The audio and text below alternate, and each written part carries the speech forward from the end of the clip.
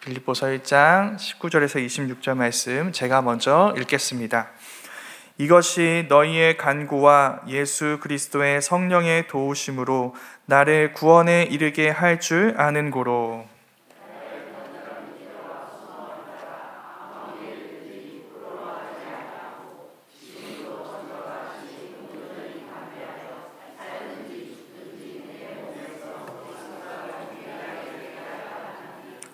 이는 내게 사는 것이 그리스도니 죽는 것도 유익함이라.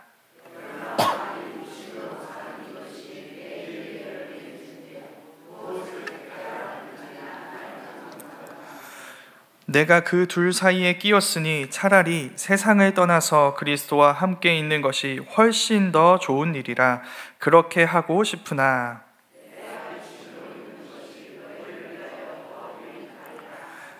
내가 살 것과 너희 믿음의 진보와 기쁨을 위하여 너희 무리와 함께 거할 이것을 확실히 아노니, 내가 다시 너희와 같이 있으므로 그리스도 예수 안에서 너희 자랑이 나로 말미암아 풍성하게 하려 함이라.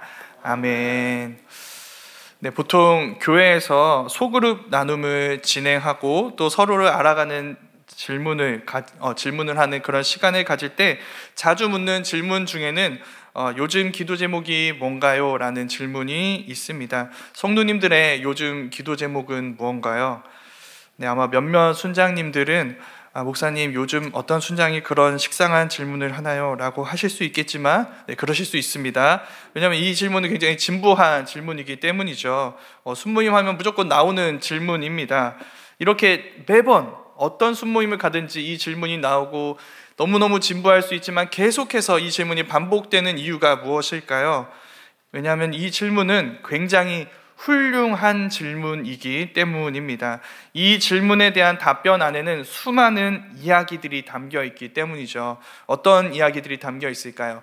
일단 가장 기본적으로는 요즘 우리가 어떻게 사는지에 대한 이야기가 담겨 있습니다. 요즘 기도 제목이 무엇인가요? 한 달 있다가 시험을 보게 되는데 그 시험을 잘 보게 해달라고 기도 중에 있습니다. 이직을 해야 되는데 이직을 해야 될지 그냥 버티고 계속 이 일을 해야 할지 기도 중에 있습니다. 내 친구 누구누구와의 관계가 회복되는 것을 기도하고 있습니다. 어떻게 지내는지 다 보이시죠? 네. 시험 공부 중이구나. 직장 일이 힘들거나 직장 동료 혹은 상사와 좀 갈등이 있구나, 어려움이 있구나, 친구 누구누구와 싸워서 힘들구나. 이게 다 이 기도 제목에 담겨 있는 것이죠. 이와 더불어 알 수 있는 것은 신앙의 수준입니다. 내가 하나님 앞에서 얼마만큼의 시간을 지내는지, 그리고 어떤 이야기까지 털어놓는지를 보면 그분이 하나님과 얼마나 친밀한 관계를 누리고 있는지를 또한 알 수 있는 것입니다. 더불어 기도 제목에는 내가 사랑하는 사람이 누군지가 담겨 있습니다. 왜 우리의 기도 제목에는 누군가의 이름이 담겨 있는 걸까요? 우리가 그를 사랑하기 때문이죠. 소중하게 생각하니까 그를 위해서 우리가 기도할 수 있는 것입니다. 또 하나, 내 주변에 지금 힘들고 어려운 사람이 누구인지에 대해서 알 수 있습니다. 굳이 노력하려고 하지 않아도 정말 기도해주지 않을 수 없는 사람들이 있습니다. 기도 제목에 대해서 이야기를 하면서 그분에 대해서 우리가 이야기를 할 때면 목사님도 순장님도 이분을 위해 꼭 기도해 주십시오 라는 말이 나오게 하는 그런 힘들고 어려운 사람들이 있는 것이죠. 그 사람들이 우리의 기도 제목에 등장합니다. 그리고 마지막으로 우리의 이 모든 기도 제목에는 지금 이 순간 내가 생각하는, 또 지금 우리가 이야기했던 이 모든 사람들이 경험했으면 하는 구원의 의미가 무엇인지가 담겨 있습니다. 쉽게 말해서 이런 것이죠. 신앙을 잃은 사람이 신앙을 되찾는 것이 우리가 생각하는 구원입니다. 시험을 앞둔 자녀가 시험을 잘 보게 되는 것, 또 취업 준비생인 내 조카가 좋은 직장에 들어가는 것, 우리 가족이 다시 화목한 가정이 되는 것 등등이 우리가 이 기도 제목에 담고 있는, 우리가 기도 제목에서 보여주고 있는 우리가 생각하는 구원의 의미인 것이죠. 이 모든 이야기들 중에 오늘 말씀은 특별히 마지막 우리가 처한 어떤 상황과 그리고 그 상황에 필요한 구원의 의미가 무엇인지와 관련이 있습니다. 지금 바울이 감옥에 있고 거기서 자기가 원하는 구원에 대한 이야기를 우리에게 들려주고 있는 것이죠. 이 이야기가 빌립보 교회에는 필요했습니다. 지난번 우리가 나눈 말씀과 같이 빌립보 교회가 지금 만난 문제는 지금 바울이 만난 문제와 굉장히 유사하기 때문이죠. 그래서 바울의 이야기는 곧 빌립보 교회의 문제에 대한 답이 될 수 있고, 지금 바울이 갈망하는 구원은 곧 빌립보 교회에 필요한 구원이 될 수 있는 것입니다. 그런 바울의 이야기는 이것이라고 시작합니다. 이것이. 바울은 앞서 이야기한 이것이 자신을 구원에 이르게 해준다고 이야기하고 있는 것이죠. 이것이에 대해서도 우리 지난번에 함께 나누었습니다. 이것이 무엇이냐면, 이것은 바로 지금 감옥에 갇힌 이 상황에 대한 바울의 해석입니다. 바울이 지금 감옥에 갇힌 이 상황을 어떻게 해석했냐면, 이 상황을 통해서 복음의 진보, 복음이 많이 전파되는 일이 일어났고, 그래서 내가 기뻐하겠다고 이야기했었습니다. 이게 바울이 해석한 것, 이 감옥에 대한 해석이고, 그리고 이것이에 대한 내용입니다. 그럼 우리는 자연스럽게 이렇게 질문을 하게 되죠. 아니, 왜 바울은 지금 자신의 상황은 아랑곳하지 않고 그리스도가 전파되는 것에 집중하는가? 이유는 단순합니다. 그것을 더 중요하게 생각하기 때문이죠. 나의 안위보다 그리스도가 전파되는 것이 바울에게는 더 중요한 일입니다. 바울은 바로 이것을 이렇게 중요하게, 그리스도가 전파되는 것을 더 중요하게 여기는 이러한 태도가 자신을 구원으로 이끌어준다고 이야기하고 있는 것이죠. 여기서 알게 됩니다. 지금 감옥에 갇힌 바울에게 구원은 무엇일까요? 감옥에서 풀려나는 것? 자기 지금 이 상황이 나아지는 것? 그렇지 않습니다. 지금 바울에게 구원은 하나님의 최종 심판의 자리에서 그리스도의 사람으로 서는 것입니다. 이것이 바울에게 구원이었던 것이죠. 지금 바울이 그렇게 서 있습니다. 지금 감옥에 갇혀 있는 이 순간에도, 이 감옥에서조차 바울의 시선은 온통 그리스도를 향해 있습니다. 지금 그는 어떤 것도 잃었다고 말하고 있지 않습니다. 풀려나게 해달라고 기도 요청마저 하고 있지 않아요. 왜 그럴까요? 지금 이 상황은, 바울에게 이 감옥에 갇힌 이 상황은 구원이 필요한 상황이 아니라 구원을 향해 나아가고 있는 상황이기 때문이죠. 그래서 지금 바울은 그렇게 이야기하고 있는 것입니다. 바울은 이 구원, 지금 말했던 이 구원에 이르게 되는 것이 바울 혼자만의 힘으로 된다고 이야기하지 않습니다.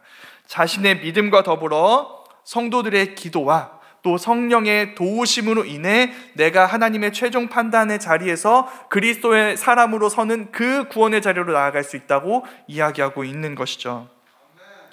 여기서 우리는 그동안 우리가 보지 못했던 우리의 목적지, 그리고 최종적인 구원을 보게 됩니다. 그리고 그 목적지로 향해 나아가는 길을 막고 있었던 것 역시도 보게 되는 것이죠.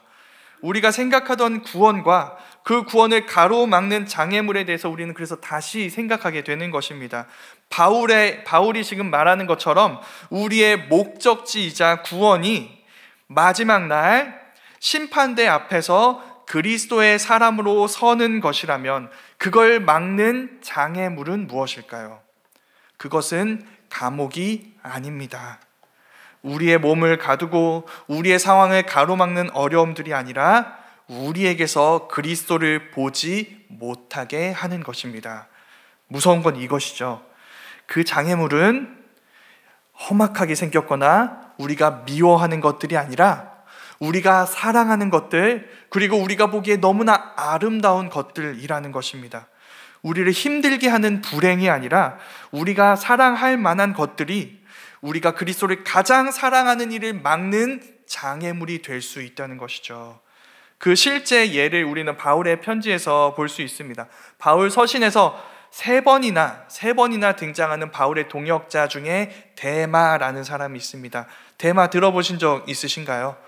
네, 제가 찾아오지는 않았는데 읽어드리도록 하겠습니다. 바울이 데마를 이렇게 소개했습니다. 골로새서 4장 14절에서 이렇게 이야기합니다. 사랑을 받는 의사 누가와 또 데마가 너희에게 문안하느니라.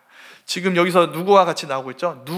누가복음을 쓴 누가와 함께 나란히 등장하는 바울의 동역자로 나오고 있습니다.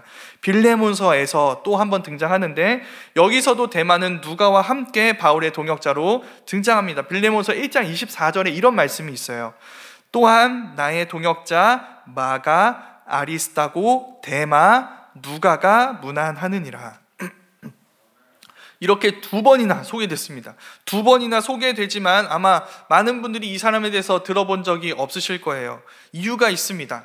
바울의 유언과도 같은 디모데후서에서 이 데마의 마지막 모습에 대해 이렇게 얘기하기 때문이죠. 디모데후서 4장 10절 말씀에서 이렇게 이야기합니다. 데마는 이 세상을 사랑하여 나를 버리고 데살로니가로 갔고. 무엇이 데마를 떠나게 만들었나요? 분명한 건 감옥은 아닙니다. 그가 사랑한 이 세상이 떠나게 만든 것이죠. 어쩌면 데마는 우리가 구원이라고 말할 수도 있는 여러 아름다운 것들, 여러 유익한 대상들을 얻기 위해 떠났을 수 있습니다. 어려움에서 벗어나는 것, 더 많은 부를 얻는 것, 더 안락한 삶을 살게 되는 것, 그는 그것을 찾으러 떠났고 그것을 얻었을 수 있습니다. 그래서 그는 구원받은 사람인가요? 그렇지 않죠. 그는 자기가 사랑하는 것을 얻어 구원받지 못한 사람입니다. 그럼 우리에겐 여러 가지 고민들이 생깁니다. 이제 우리는 우리의 구원을 두고, 구원이라는 기도 제목을 두고 어떻게 기도해야 할까요? 바울이 알려주고 있습니다. 우리가 그리스도를 다른 어떤 것보다 더 사랑하게 해달라고 기도해야 합니다. 그리스도를 향한 사랑이 다른 모든 사랑들을 능가하게 되기를 간구해야 하는 것이죠. 그리고 그런 그리스도의 사람으로 마지막 날 하나님 앞에 서게 되기를 간구해야 합니다. 왜냐하면 그곳이 우리의 구원의 최종 목적지이기 때문이죠. 그 목적지로 우리를 나아가게 하는 것은 우리 혼자만의 믿음이 아닙니다. 교회의 기도와 성령의 도우심으로 우리는 거기까지 나아갈 수 있게 되는 것입니다. 그래서 우리가 그 성령의 도우심을 간구할 수 있었으면 좋겠습니다. 그리스도를 향한 사랑이 마지막 날 하나님 앞에 서기까지 우리를 사로잡게 해달라고. 그래서 우리 모두가 그런 믿음의 사람으로 그 자리에 이르기까지 끝까지 믿음을 지키며 끝까지 주님을 사랑하는 자로 그 자리, 그 앞에 서게 해달라고 우리가 간구할 수 있었으면 좋겠습니다. 그게 교회의 기도이고 그 교회의 기도에 성령은 도우심으로 응답하시는 분이시기 때문이죠. 이 구원을 바라보면서 바울이 자기의 간절한 기대와 소망 이야기를 들려주고 있습니다. 그 이야기를 들어보면 좀 이 사람은 어떤 초월적인 사람인 것 같다, 뭘 초월한 사람인 것 같다라는 생각이 듭니다. 바울의 기대와 소망은 무엇이냐면 그 구원의 자리까지 어떠한 부끄럼도 없이 사는 것입니다. 담대하게 살든지 죽든지 그 날까지 내 몸에서 그리스도께서 존귀하게 여김을 받으시는 것, 존귀하신 그분이 드러나게 되는 것, 그 기대와 소망이 지금 바울에게 이루어졌습니다. 바울이 지금 그리스도를 존귀하게 여기다가 지금 감옥에 갇혀 있기 때문이죠. 그래서 기뻐하는 중입니다. 감옥에 갇혀 있는 이 순간에도 그리스도가 전파되는 것을 보고, 그리스도께서 존귀하신 그리스도의 복음이 전파되고 있는 것을 보고 기뻐하고 즐거워하고 있는 것이죠.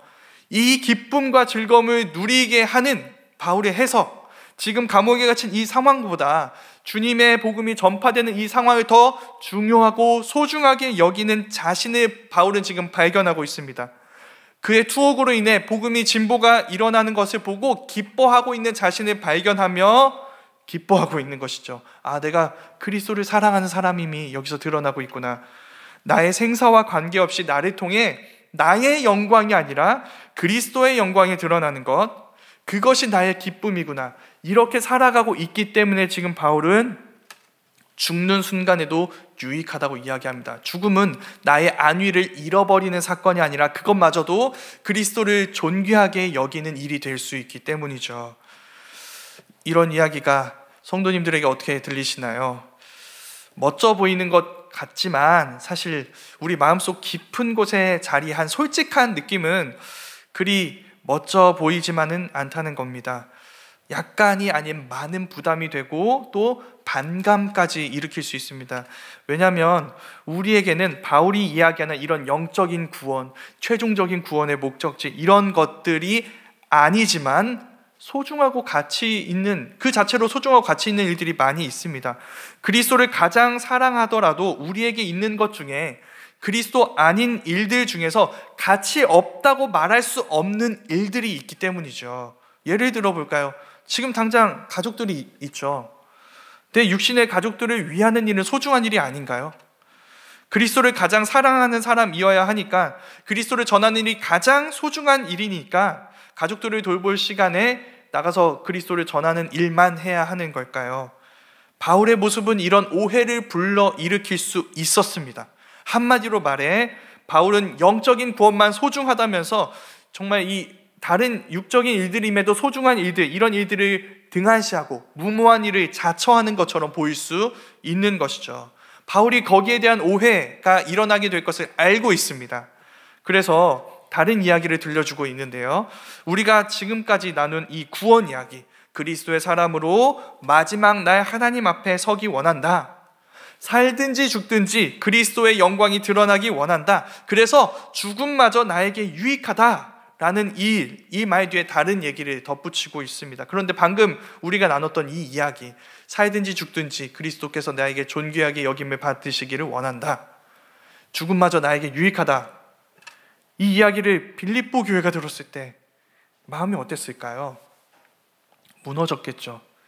왜냐면 이건 누가 봐도 지금 바울이 지금 앞두고 있는 재판의 결과가 좋지 않을 것으로 전망된다는 이야기이기 때문입니다.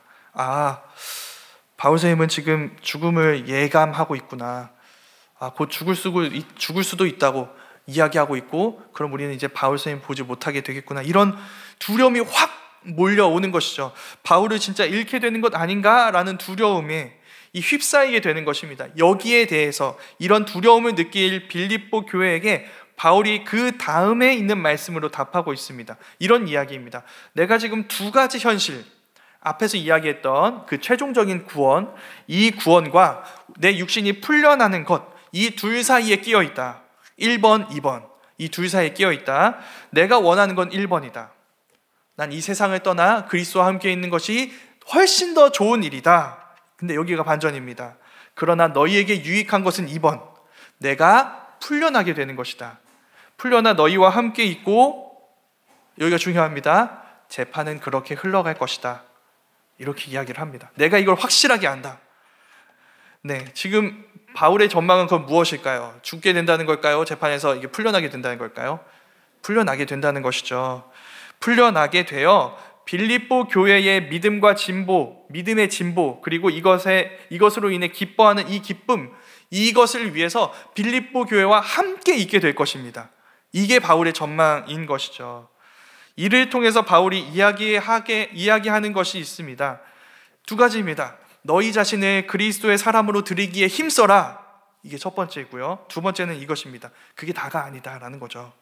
그와 동시에 너희는 너희 교회들의 유익을 위해 힘써야 한다는 것이죠.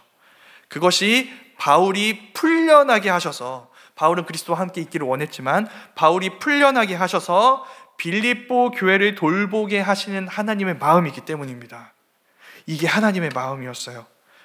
그 일은, 그래서 바울을 풀려나게 하셔서 하나님이 이들을 돌보게 하시는 이런 일들을 우리가 보게 된다면 우리가 이야기할 수 있는 건 이것입니다. 그저 성도들을 돌보고 가족들을 돌보고 이 사랑하는 사람들 돌보는 이거 육신의 일이라며 가볍게 치부할 수 있는 문제가 아니라는 것이죠. 누가 보증하는 일인가요? 하나님이 보증하시는 일입니다. 우리는 우리의 가족들을 소중하게 여기고 돌보아야 합니다. 하나님이 그것을 소중하게 여기시기 때문이죠. 그것이 아무리 선한 일인 것처럼 보인다 하더라도 오직 나 한 사람의 영적인 유익만을 위하는 것을 바울은 반대합니다. 그 일을 누구보다도 원했는데, 바울은 누구보다도 그 일을 좋은 일이라고 여겼지만 그것만을 위하는 일에 대해서 반대하는 것이죠. 왜냐하면 나 한 사람만이 아니라 나를 통해 다른 사람들의 영적인 유익을 주기 원하시는 분이 내가 믿는 하나님이시기 때문입니다. 그가 지금 바울이 보여주고 있는 이 모습을 보여주게 된 이유는 바울이 이 모습을 전에 본 적이 있기 때문입니다. 예수님이 바로 그렇게 하셨습니다. 예수님은 하나님 아버지를 사랑하셨습니다. 하나님과 함께 있기를 원하셨어요. 그와 함께 있는, 하나님과 함께 있는 일을 너무너무 즐거워하셨습니다. 그러나 예수님은 하나님의 뜻을 따라 아버지 하나님을 떠나신 것이죠. 자신만의 유익을 위해서가 아니라 우리에게 유익이 되는 일들을 행하셨던 것입니다. 그 일이 우리를 구원할 수 있기 때문에, 그래서 예수님은 하늘 보좌가 아니라 십자가를 선택하신 것입니다. 그 예수님을 보았습니다. 그 복음을 믿고 있어요. 그래서 바울은 그런 예수님을 사랑하고 그 예수님과 함께 있는 것을 넘어 그 예수님을 따라가길 원하고 있는 것입니다. 그래서 바울은 그렇게 하나님 앞에 선 그리스도의 사람이자 빌립보 교회의 사역자이기를 기대하고 있는 것이죠. 그래서 바울은 두 가지 기쁨을 발견하고 있습니다. 내가 갇힌 것 때문에 복음의 진보가 일어난 것을 기뻐하는 동시에 내가 풀려남으로 빌립보 교회의 믿음의 진보가 일어나게 될 것을 기뻐하고 있는 것입니다. 그 결론이 우리가 읽은 마지막 말씀입니다. 26절에서 이렇게 이야기합니다. 내가 너희와 함께 있으므로 너희의 자랑이 나 때문에 풍성하게 되는 것을 기대한다. 이렇게 이야기를 하고 있습니다. 이 내용이 바울이 앞에서 기도했던 내용에 대한 응답입니다. 바울이 빌립보서 1장 9절에서 11절 말씀에서 이렇게 기도했었습니다. 제가 읽어드리겠습니다. 내가 기도하노라 너희 사랑을 지식과 모든 총명으로 점점 더 풍성하게 하사. 여기서 풍성함이 다시 한번 등장하고 있죠. 그리고 그 일이 어떻게 이루어지냐면 너희로 지극히 선한 것을 분별하며 진실하며 또 허물 없이 그리스도의 날까지 이르게 된다라고 이야기를 합니다. 너희의 사랑과 지식이 모든 총명으로 풍성하게 되는 이 일이 하나님이 나를 너희와 함께하게 하심으로 일어나게 된다는 것이죠. 내가 나를 너희에게 보내셔서 하나님은 너희의 지식과 총명이 풍성하게 하실 것이다 라고 하는 것입니다. 언제까지 그렇게 될까요? 그리스도의 날까지입니다. 10절 말씀 끝에 나오는 것처럼 그리스도의 날까지, 바울이 바라봤던 그날입니다. 그리스도의 날까지 그 풍성함이 이르게 될 것이다. 그리고 마지막 11절에서 바울이 소원했던 내용을 이렇게 이야기합니다. 사나 죽으나 내가 사랑하는 그리스도를 존귀하게 하는 사람이 되는 것, 너희들이 그런 열매를 맺기 원한다고 바울이 이야기하고 있습니다. 빌립보 교회, 너희가 바로 그 예수 그리스도로 말미암아 의의 열매를 맺는 것, 너희가 그런 사람이 되기를 원한다. 그러니까 바울이 하고 있는 이야기는 이런 것이죠. 내가 그리스도를 존귀하게 여기는 사람이 되는 것처럼 너희 역시도 나를 통해 그리스도를 존귀하게 여기는 사람이 되기를 원한다는 것입니다.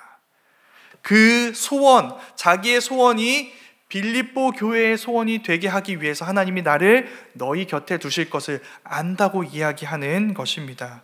그래서 그것이 바울이 자기의 소원을 이야기했던 이유가 되는 것입니다. 그것이 오늘 말씀의 결론입니다. 우리 모두가 먼저 그리스도의 사람이 되어 서로를 그리스도의 사람으로 세워가는 자들이 되었으면 좋겠습니다. 나의 유익만을 위한 선하고 거룩한 나의 영적인 유익을 추구하는 것을 넘어 서로를 돌보게 하시는 하나님의 소원이 우리의 소원이 되어야 합니다. 우리 모두가 그 소망을 따라 우리가 그리스도와 함께 있는 것을 넘어 그리스도께서 향하시는 서로에게 우리가 향하여 나아가며 그리스도와 함께 서로를 돌보는 자들이 될 수 있기를 소망합니다. 그래서 우리 교회가 주님과 함께하는 서로로 인해 의의 열매가 가득하여 하나님의 영광과 찬송이 되는 이 바울의 기도가 우리 가운데 이루어질 수 있기를 간절히 소망합니다. 그래서 우리 모두 마지막 날 그 하나님의 심판대 앞에서 그리스도를 가장 사랑하는 사람, 그리스도의 사람으로 드러나게 되기를 간절히 소망합니다. 네, 우리 같이 말씀을